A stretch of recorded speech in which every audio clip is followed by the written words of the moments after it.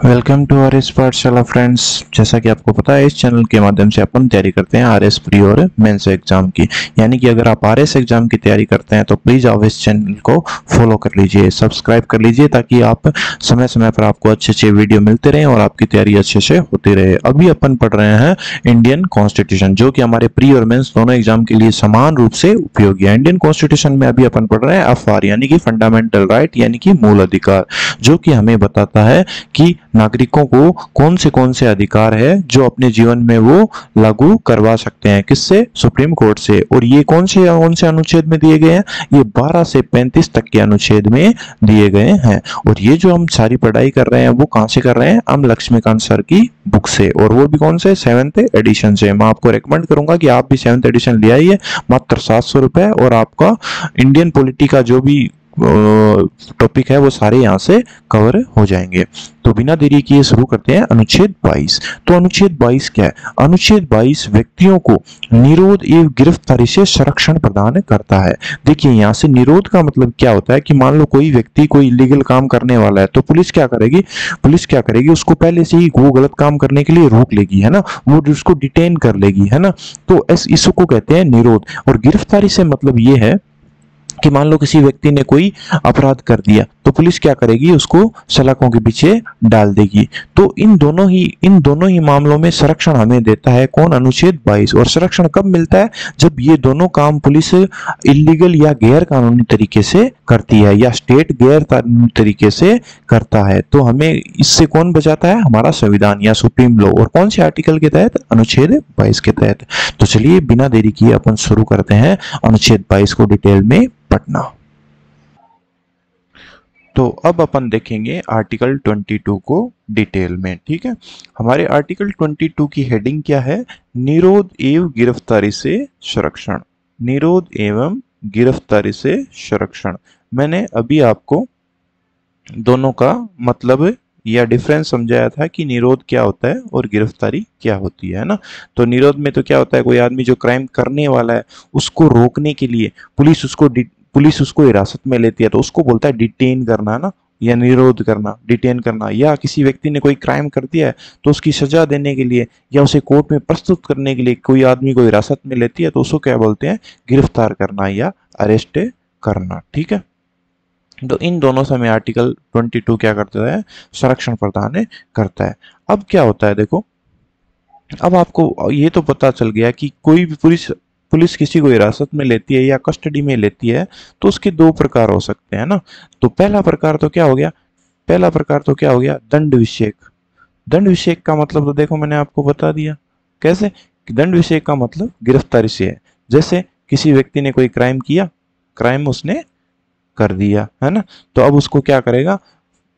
या तो वो भी खुद मान लेगा या फिर कोर्ट उसे दोषी घोषित कर देगा। तो पुलिस क्या आएगी? पुलिस उसको क्या करके पकड़ के ले जाएगी और उसके कहाँ डाल देगी?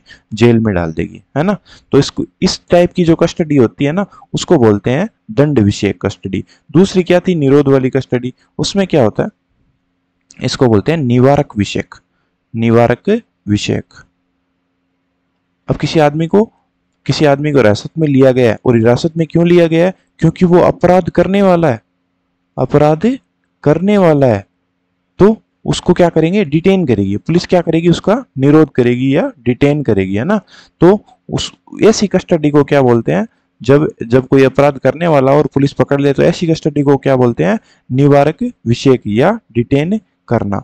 तो अभी हमें समझ में आ गया कि हिरासत कितने टाइप की होती है? 2 टाइप की, दंड विषयक और निवारक विषयक। दंड विषयक मतलब किसी ने जो क्राइम कर दिया है और उसको पुलिस गिरफ्तार करती है या कस्टडी में लेती है, तो वो दंड विषयक होती है। दूसरी निवारक विषयक, जो अपराध करने वाला है उसको कस्टडी में लेती है, तो वो हो गई निवारक विषयक। अब क्या है? अब आगे हमारे क्या है आर्टिकल 22 में, कि आर्टिकल 22 को 2 भाग में डिवाइड किया गया, ठीक है। 2 भाग में डिवाइड किया गया। पहला भाग क्या बताता है? पहला भाग साधारण कानूनों से संबंधित कुछ नियम शर्त बताता है। अगर साधारण कानून के अंतर्गत किसी व्यक्ति को हिरासत में लिया गया है, तो उस व्यक्ति के क्या अधिकार होंगे, ठीक है, उसके बारे में बताया गया। दूसरा है निवारक निरोध कानून के अंतर्गत किसी व्यक्ति को डिटेन किया गया है, तो उस व्यक्ति के क्या अधिकार होंगे, इसके बारे में बताया गया है। साधारण कानून तो जो भी हमारे आईपीसी के तहत कानून है ना, उनके अंतर्गत किसी व्यक्ति को गिरफ्तार किया जाता है। लेकिन डिटेन डिटेन तब कब किया जाता है? डिटेन किया जाता है निवारक निरोध कानून के तहत। साधारण कानून के तहत डिटेन नहीं किया जाता हमारे इंडिया में। किसी व्यक्ति को डिटेन किया जाता है तो उस पर कोई ना कोई निवारक निरोध कानून के तहत केस दर्ज किया जाता है। जैसे एक फेमस आपको निवारक निरोध कानून बताऊं, वो क्या है? UAPA, unlawful activities prevention act, या इसे बोल सकते हैं गैर कानूनी गतिविधियां रोकथाम अधिनियम 1967। ठीक है, तो किसी व्यक्ति को डिटेन किया है तो आपको कोई ना कोई निवारक निरोध कानून को बताना पड़ेगा कि इस कानून के तहत इसको डिटेन किया गया है। अब अपन नेक्स्ट अपने इस वीडियो के भाग में पढ़ेंगे कि साधारण कानून के तहत विरासत में कोई व्यक्ति को लिया गया है या निवारक निरोध कानून के हिरासत में कोई व्यक्ति को लिया गया है तो उनके क्या अधिकार है। तो चलिए देखते हैं। अभी आपने देखा कि आर्टिकल 22 को हमारा संविधान दो भागों में बांटता है ना। आर्टिकल 22 को दो भागों में अपन बांट सकते हैं। तो पहला है साधारण कानून के तहत। साधारण कानून के तहत तो साधारण कानून के मामलों से संबंधित। अब देखो, मैंने अभी अभी आपको बताया था कि किसी व्यक्ति को कस्टडी में दो प्रकार से लिया जा सकता है ना। कस्टडी में दो प्रकार से लिया, एक तो साधारण कानून के तहत, साधारण कानून के तहत, और दूसरा क्या था? निवारक निरोध कानून के तहत, है ना। तो आर्टिकल 22 का जो दो भाग करते हैं उसमें जो फर्स्ट पार्ट है ना, फर्स्ट पार्ट, वो फर्स्ट पार्ट बताता है कि जिस व्यक्ति को साधारण कानून के तहत गिरफ्तार किया गया है या उसका डिटेंशन किया गया है तो उसको क्या क्या राइट्स है, उसको क्या क्या राइट्स है उसके पक्ष में, है ना। वो अपना बचाव कैसे करता है तो उसको डिस्कस किया गया है आर्टिकल 22 के पार्ट फर्स्ट में। ठीक है, तो अब अपन देखेंगे कि आर्टिकल 22 में किसी व्यक्ति को साधारण कानून के तहत मामलों के तहत गिरफ्तार किया जाता है तो उसकी क्या क्या राइट्स है। तो उसका पहला राइट है कि उस व्यक्ति को सूचना दी जाएगी कि आपको कौन से अपराध के तहत गिरफ्तार किया गया है। ठीक है, उसका पहला राइट ये है।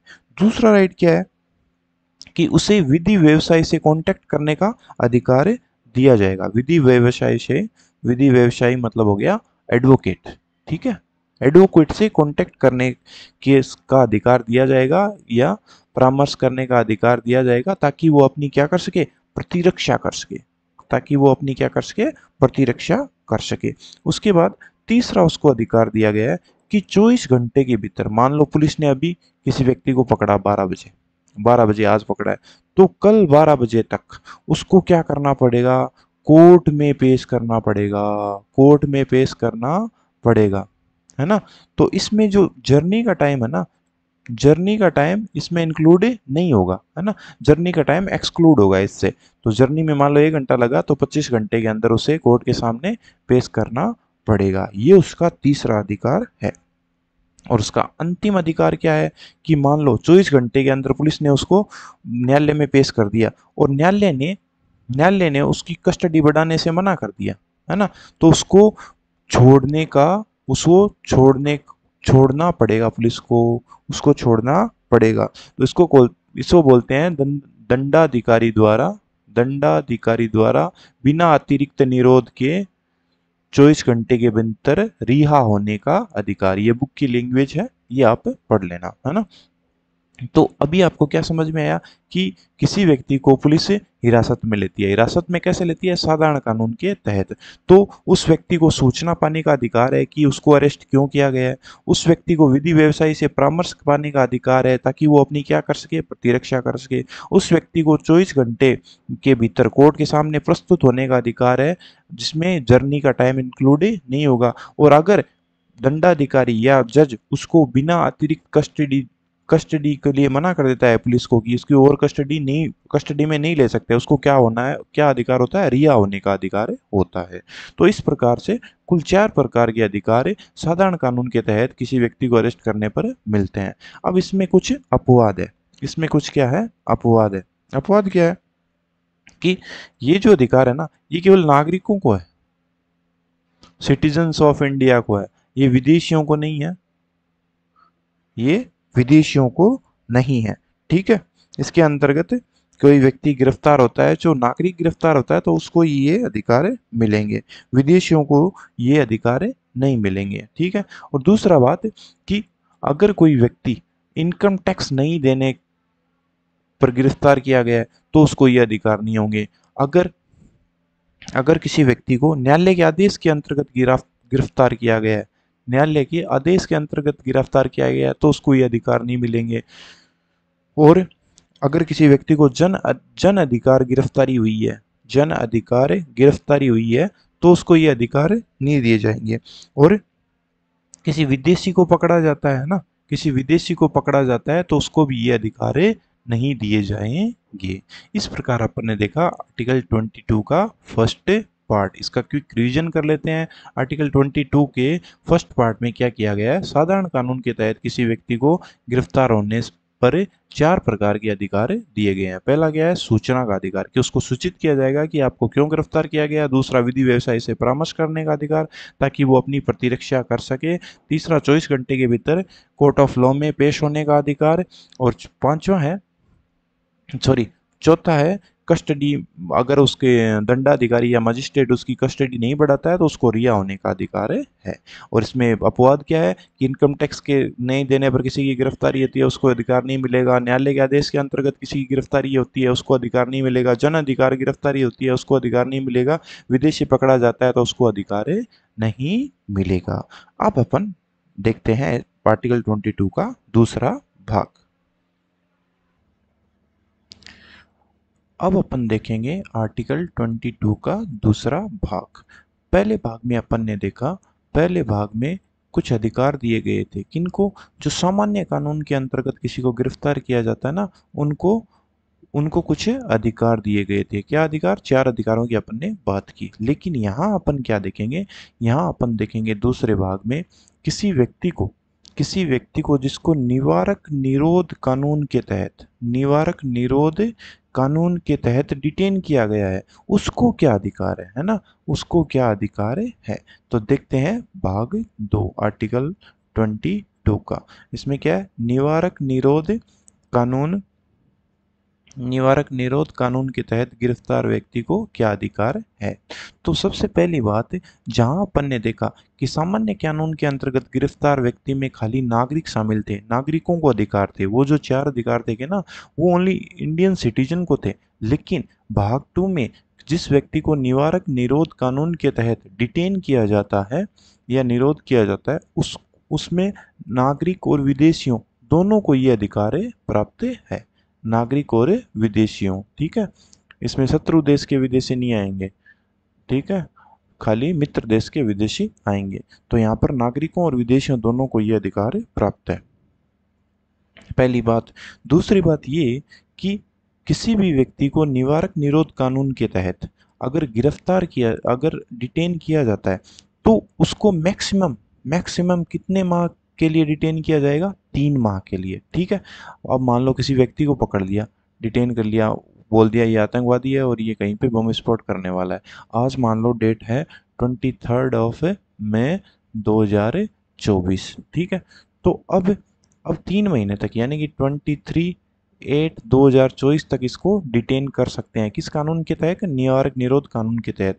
लेकिन अगर इसके बाद इस व्यक्ति को डिटेन करना है तो ये कब डिटेन कर सकते हैं, इसके लिए क्या होगा, एक सलाहकार बोर्ड होगा, एक सलाहकार बोर्ड होगा।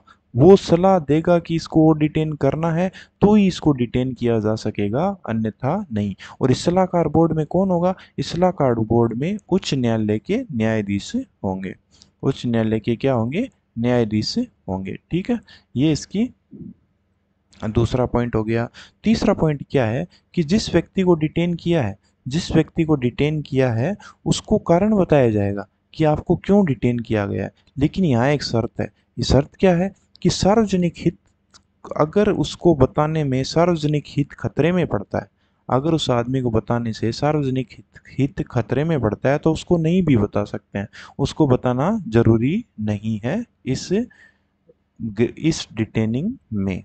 ठीक है, और लास्ट और अंतिम है कि चौथा पॉइंट इसमें कि निरोध करने वाले व्यक्ति को यह अधिकार है, निरोध किए जाने वाले व्यक्ति को यह अधिकार है कि वो इस आदेश के विरुद्ध अपना प्रतिवेदन दे, यानी कि वो जिसको डिटेन किया गया है उसको अपनी रक्षा करने के लिए लिखित रूप से कुछ कागज पत्र देने का अधिकार है कि मुझे क्यों डिटेन किया गया है, ये डिटेन आपका गैर कानूनी है, इस प्रकार से वो लिख सकता है, ठीक है, अपने अपने पक्ष में। तो ये हमारा था आर्टिकल 22 का सेकंड भाग।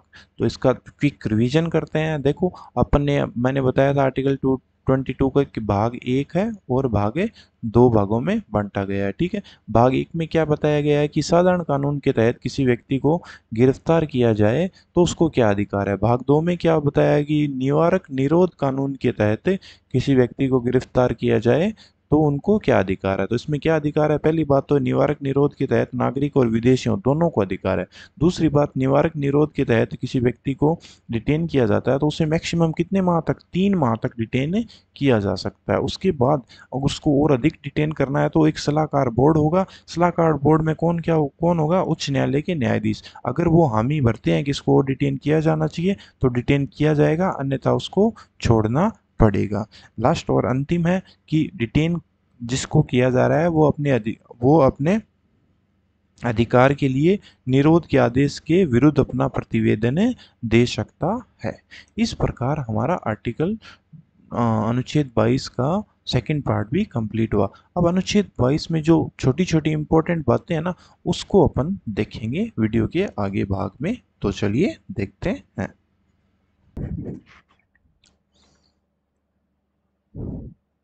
अब अपन देखेंगे आर्टिकल 22 से संबंधित कुछ विशेष बातें। उसमें सबसे पहली बात ये है कि ओरिजिनली मतलब जो मूल संविधान था ना, उसमें क्या था कि डिटेंशन कम से कम मैक्सिमम कितनी थी, मैक्सिमम डिटेंशन थी 3 माह की। 3 माह के बाद किसी को डिटेन किया जाना था निवारक निरोध कानून के तहत, उसके लिए क्या था, एक एडवाइजरी बोर्ड था, है ना, एक एडवाइजरी सलाहकार बोर्ड था। वो बोर्ड में क्या होता था, जस्टिस होते थे। कौन से जस्टिस होते थे, हाई कोर्ट के, है ना, उच्च न्यायालय के।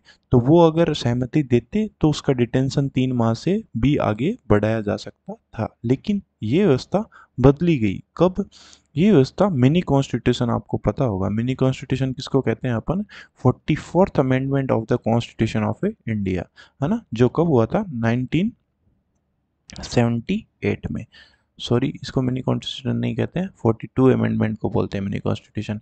तो 44th अमेंडमेंट में क्या हुआ कि जो डिटेंशन की अवधि है ना, वो 3 माह से घटाकर 2 माह कर दी गई। 3 माह से घटाकर 2 माह कर दी गई विदाउट एडवाइजरी बोर्ड की सलाह के, है ना। एडवाइजरी बोर्ड की सलाह के बिना किसी को डिटेन किया जाता था तो वो कितनी कर दी, मैक्सिमम 2 माह। लेकिन ये व्यवस्था अभी तक प्रयोग में नहीं लाई गई है ना, अभी तक प्रयोग में नहीं लाई गई है। यानी कि आज भी किसी आदमी को डिटेन किया जा सकता है कितने माह के लिए, 3 माह के लिए, विदाउट एडवाइजरी बोर्ड की कंसेंट के, सहमति के। और उसके बाद अगर किसी को डिटेन करना है तो एडवाइजरी बोर्ड की सहमति होगी। तो कुल मिला के ये जो 44th अमेंडमेंट हुआ ना, ये अभी तक हमारे इस कानून के तहत प्रभाव में नहीं आया है। उसके बाद एक इम्पोर्टेंट बात ये है कि हमारे जो कॉन्स्टिट्यूशन मूल संविधान था ना, मूल संविधान, उसमें क्या हुआ, ये जो निवारक निरोध कानून थे ना, निवारक निरोध कानून अपने आप में कोई कानून नहीं है दोस्तों, ये आप याद रखना, है ना। निवारक निरोध एक श्रेणी के कानूनों का नाम है, जैसे यूएपीए हुआ, मीसा एक्ट हुआ, है ना, इन सब की अपन आगे बात करेंगे। तो निवारक निरोध कानून बनाने के लिए संसद ने शक्तियां है ना वो विभाजित कर दी। किसमें, संसद, सॉरी, संविधान निर्माताओं ने ये जो शक्तियां थी ना वो विभाजित कर दी। किसमें, संसद और विधानमंडल में। विधानमंडल बोले तो स्टेट और संसद बोले तो सेंटर, है ना। तो संसद को विशेषाधिकार दिया गया निवारक निरोध कानून बनाने का, किसके तहत, रक्षा, ठीक है, रक्षा और विदेश नीति और भारत की सुरक्षा, इन मामलों में विशेष अधिकार है निवारक निरोध कानून बनाने के किसको? संसद को। वहीं दूसरी तरफ संसद प्लस विधानमंडल को अधिकार दिए गए कि वो आवश्यक वस्तुओं की पूर्ति, आवश्यक वस्तुओं की पूर्ति और राज्य की सुरक्षा, किसी स्टेट की सुरक्षा और साथ ही साथ सार्वजनिक व्यवस्था को बनाए रखने के लिए, सार्वजनिक व्यवस्था को बनाए रखने के लिए निवारक निरोध कानून बना सकते हैं। इस प्रकार जो कानून बनाने के अधिकार है ना, वो संसद में और विधानमंडलों में बांट दिए गए। संसद को विशेष अधिकार दिए गए किन में? तीन में, रक्षा, विदेश नीति और भारत की सुरक्षा। और विधानमंडल और संसद दोनों को मिलाकर अधिकार दिए गए किसको? आवश्यक वस्तुओं की पूर्ति, राज्य की सुरक्षा और सार्वजनिक व्यवस्था बनाए रखने में। इस प्रकार ये व्यवस्था किसने करी थी? मूल कॉन्स्टिट्यूशन में ही वे व्यवस्था हो गई थी। अब इस वीडियो का अंत आता है और अंत में एक जो महत्वपूर्ण बात है वो आपको बताता हूं कि ये जो निवारक निरोध कानून है ना, ये इंडिया के अलावा किसी देश में नहीं है। इंडिया के अलावा किसी देश में नहीं है।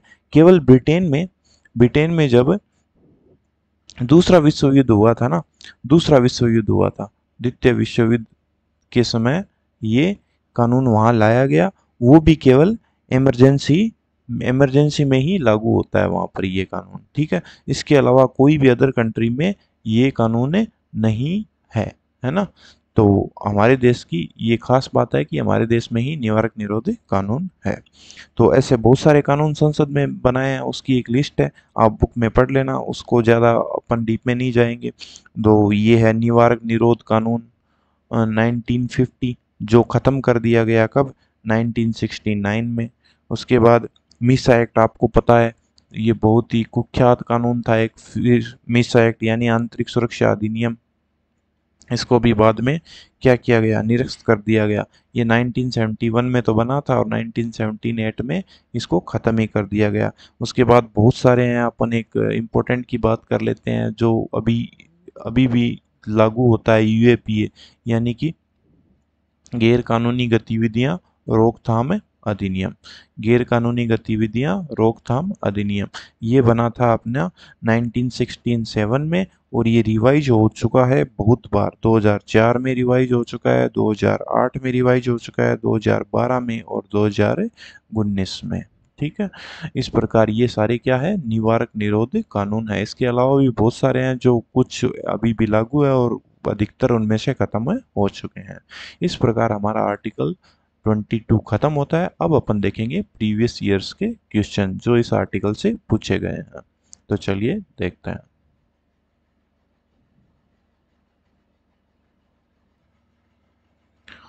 तो अब वीडियो के लास्ट पार्ट पे अपन देखेंगे प्रीवियस ईयर्स के क्वेश्चंस, तो भिन्न भिन्न एग्जाम में पूछे गए हैं।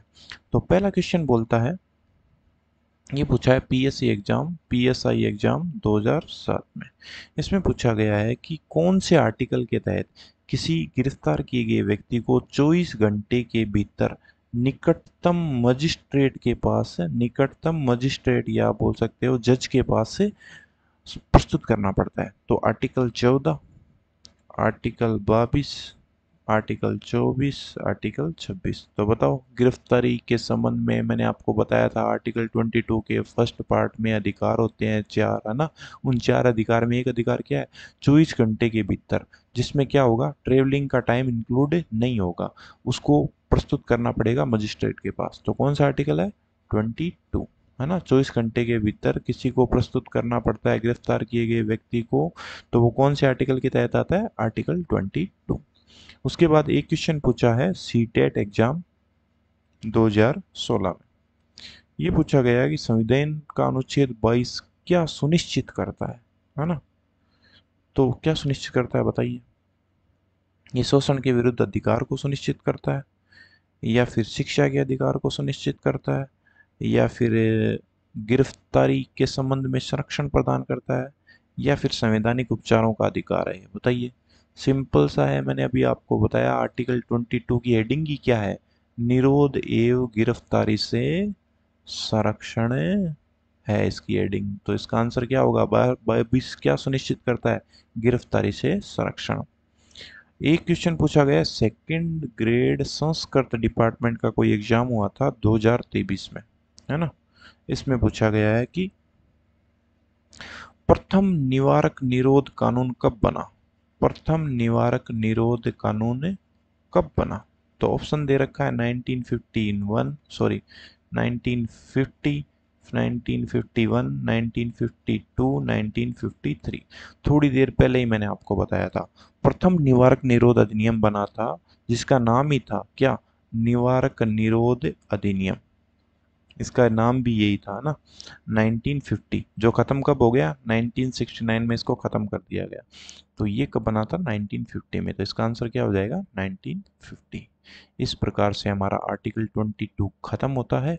अगर आपको ये वीडियो पसंद आया है तो आप RS पाठशाला को सब्सक्राइब कर सकते हैं, जिससे आपको ऐसे ही वीडियो समय समय पर मिलते रहेंगे और आपका तैयारी होती रहेगी। अगर आगे वीडियो में अपन पढ़ेंगे आर्टिकल 23 और 24। तब तक के लिए जय हिंद, गुड बाय।